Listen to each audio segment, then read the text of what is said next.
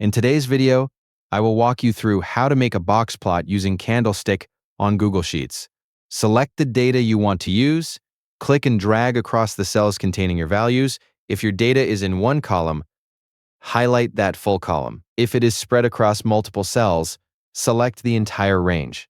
After selecting your data, go to the top menu and click Insert, then choose Chart. Google Sheets will automatically place a chart into your sheet. On the right side, open the chart editor. If it does not appear, double-click the chart. In the chart editor, click Chart Type and scroll through the list. Select Candlestick Chart.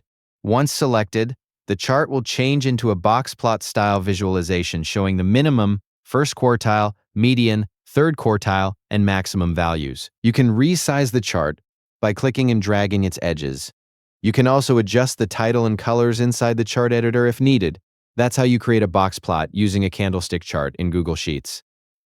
Thank you for watching the video.